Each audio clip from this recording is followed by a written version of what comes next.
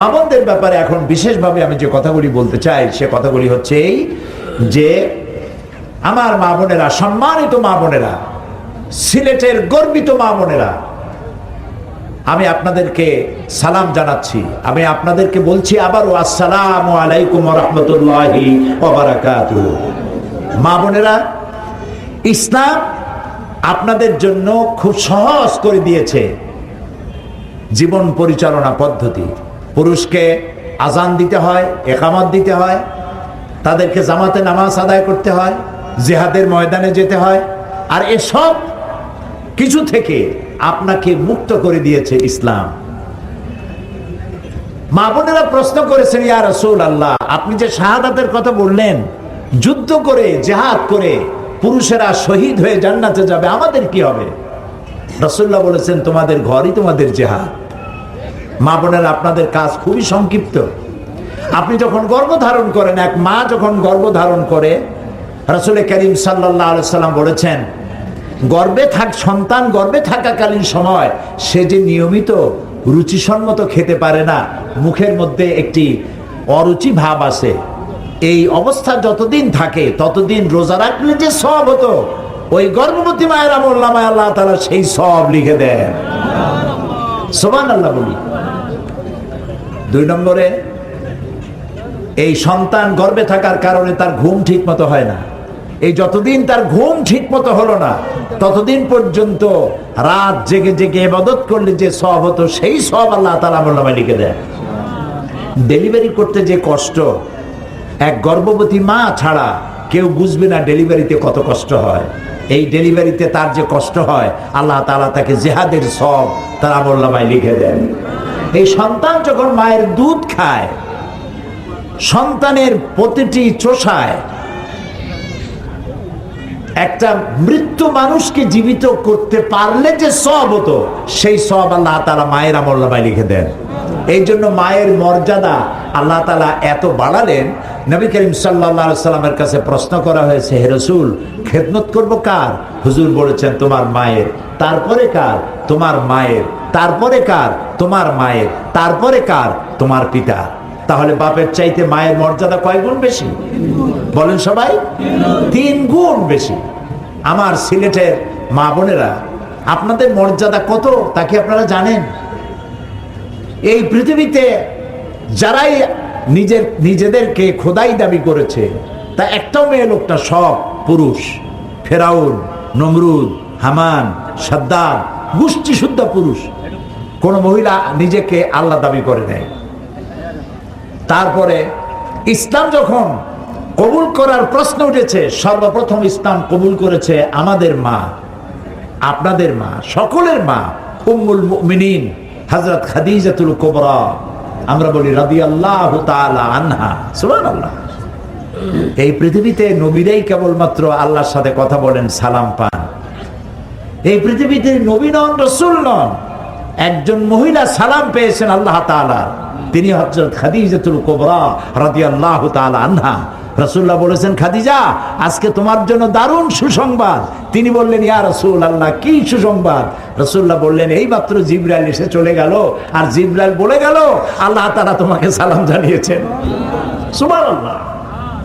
হযরত খাদিজা তিনি বললেন না যে আল্লাহরে আমার ওয়ালাইকুম আসসালাম কয়ে দিয়ে। তিনি বড় বুদ্ধিমতী ছিলেন, জ্ঞানী ছিলেন।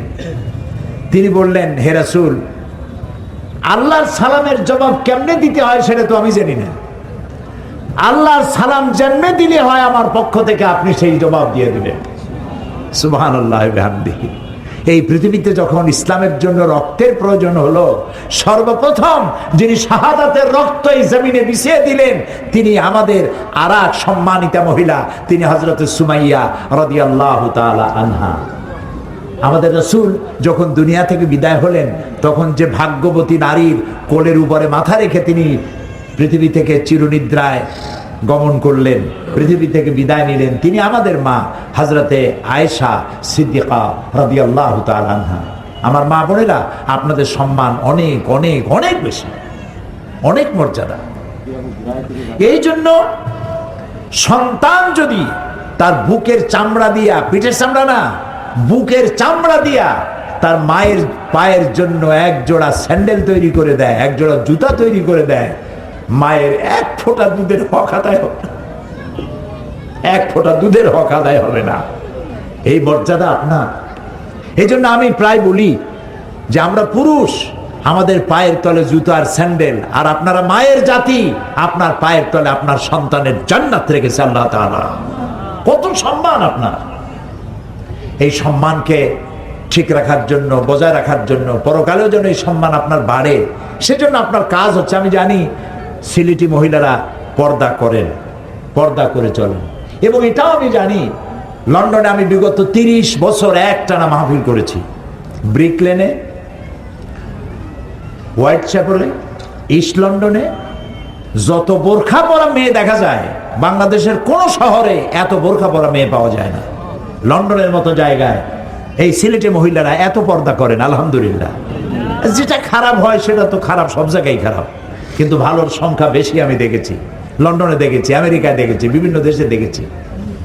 কাজী মা বোনেরা, সিলেটের এক বরকত আলাদা। আমি প্রথম দিনও এখানে বলেছি, এখানের লোকগুলি দারুণ মেহমান নওয়াজ।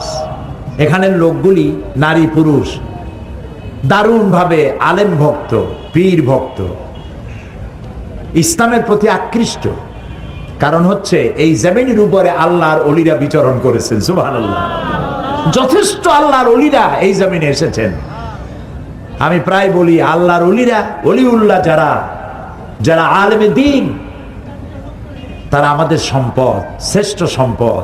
তারাই মসজিদ গড়েছে, মাদ্রাসা তৈরি করেছে, তারাই আমার বাপ দাদার মুখে দাঁড়িয়ে এনেছেন, তারাই মাথায় টুপির ব্যবস্থা করেছেন। তাদের রেখে যাওয়া এই সম্পদকে বাঁচায় রাখার দায়িত্ব আপনার, আমার, সকলে। সিলেটের মা বোনেরা, আমি অনুরোধ করব, আপনাদের জীবন যাপন, জীবন যাত্রা ব্যবস্থা এমন হোক যাতে অন্যান্য জেলাগুলি আপনাকে অনুসরণ করার চেষ্টা করে। এই সিলেটে মাজার জিয়ারত করার জন্য বাংলাদেশের বিভিন্ন জেলা থেকে পুরুষ আসে, নারী আসে না? তারা আপনাদের চলাফেরা দেখে তারা যেন আপনাদেরটা গ্রহণ করার জন্য উৎসাহী হয়, আপনাকে সেভাবে চলা উচিত। তাহলে আপনি এই জমিনের সন্তান হিসাবে কৃতজ্ঞতা স্বীকার করলেন এবং আল্লাহর কাছে বিনীতা বান্দি হিসাবে আল্লাহর কাছে কবুল হলো। নামাজটা সঠিকভাবে আদায় করা, নামাজে প্রতি মাসে আপনাদেরকে একটা কনসেশন আল্লাহ তাআলা দিয়েছেন। রোজায় কনসেশন আছে, তবে সেটা পুরো করতে হবে পরবর্তী সময়। নামাজটা আল্লাহ মাফ করেছেন। এরপরে আপনাদের কত সুযোগ দিয়েছেন আল্লাহ তাআলা, এবং আপনাদের সব রাশি রাশি সব আল্লাহ তাআলা ব্যবস্থা করেছেন। আল্লাহ তাআলা বলেছেন, ওয়াকারনা ফি বুয়ুতিকুন্না ওয়ালা তাবাররাজনা তাবাররুজাল জাহিলিয়াতুল উলা, তোমরা ঘরে থাকো আর জাহিলি যুগের মেয়েদের মতো সৌন্দর্য প্রদর্শনী করে রাস্তায় ঘুরে বেরিও না। ঘরে থাকার অর্থ এই নয় যে আপনি লেখাপড়া করতে পারবেন না। আপনি লেখাপড়া করবেন, আপনি ব্যবসা করবেন, আপনি বাণিজ্য করবেন, আপনি সবটা করতে পারবেন, তবে এটা করতে হবে আপনাকে, এটা করতে হবে পর্দার ভেতরে থেকে, পরপুরুষের সাথে অবাধ মেলামেশা থেকে নিজেকে মুক্ত রেখে আপনি এগুলি করতে পারবেন। আপনার ঘরটা মা বোনেরা লক্ষ্য করুন, আপনার ঘরের ড্রয়িং রুমে, ড্রয়িং বল না, বৈঠকখানা, আপনার ঘরের বৈঠকখানায় অনেক দামি দামি পুতুল আছে, দামি দামি শোপিস আছে, অনেক দামি দামি জিনিসপত্র আছে। আপনার ঘরে কি কোরআন শরীফের একটি তাফসির আছে বাংলায় লেখা? আপনার ঘরে কি বাংলা অনুবাদ করা একজন কোরআন শরীফ আছে? আপনার ঘরে কি কোরআন শরীফ তেলাওয়াত করা হয় প্রতিদিন? আপনার ঘরে কি প্রতি মাসে একবার স্বামী স্ত্রী ছেলে মেয়ে নিয়ে একসাথে বসে আপনারা কি কোরআন নিয়ে আলোচনা করেন? আপনার সন্তানকে আপনি কি ইউসুফ আলাইহিসসালাম, ইউনূস আলাইহিসসালাম, ইব্রাহিম আলাইহিসসালাম, এইসব নবীদের কিস্সা কাহিনী কোরআনে যেভাবে বর্ণিত আছে আপনি তাকে শোনান?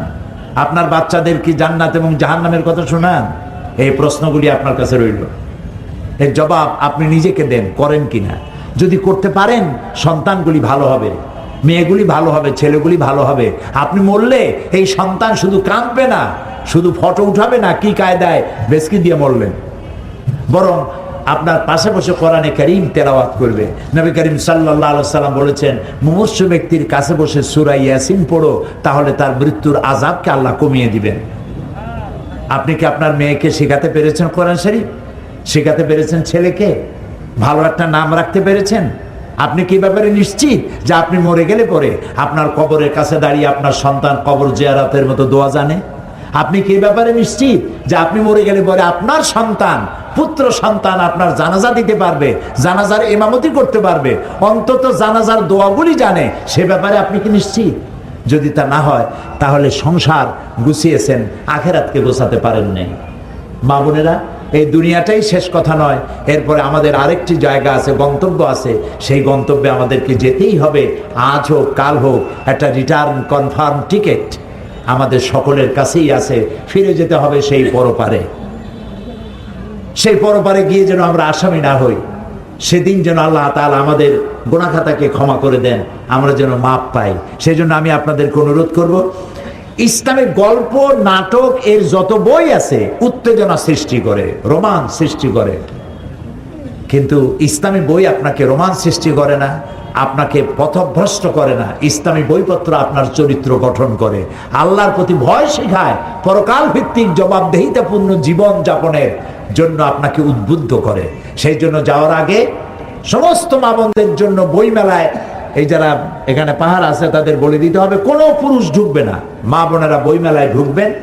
অসংখ্য বইপত্র আছে, যা খুশি আপনি দেখে শুনে কিনে নিয়ে যান। একটা তাফসীর নিয়ে যান, একটা বাংলা অনুবাদ করা কোরআন শরীফ নিয়ে যান, ইসলামিক বইপত্র নিয়ে যান। আপনার সন্তান ভালো হবে, আপনি ভালো হবেন, স্বামী ভালো হবে। আপনারা মাসে আর না পারেন একটা বৈঠক করবেন, স্বামী স্ত্রী সন্তান এদের নিয়ে একটা বৈঠক করে ইসলাম সম্পর্কে কথা বলবেন, বিভিন্ন বিষয়ে আলোচনা করবেন। দোয়া কুনুতটা আগে যা পড়ছি কিতাবের সাথে মিলাই দেখি যে যাব ঠিক আছে কিনা, সূরা ফাতিহাটা ঠিক আছে কিনা, এগুলি মাসলা মাসাইল ইত্যাদি আলোচনা করে মা বাবা একসাথে মোনাজাত করবেন আল্লাহর দরবারে। আল্লাহ, এই সংসারে যেভাবে শান্তি দিছো, আমার স্বামী, আমার সন্তান, আমার নাতি, আমার পুত্রবধূ সব যেন একসাথে তোমার জান্নাতে থাকতে পারি, আল্লাহ তুমি তৌফিক দান করো। এই দোয়া যদি আপনারা করেন, একজন মৌলভী সাহেবকে দাওয়াত দিয়ে দোয়া করলে যা হবে তার থেকে বেশি হবে, কারণ মৌলভী সাহেব কাঁদতে পারবে না, আপনি কাঁদতে পারবেন আপনার সংসারের জন্য।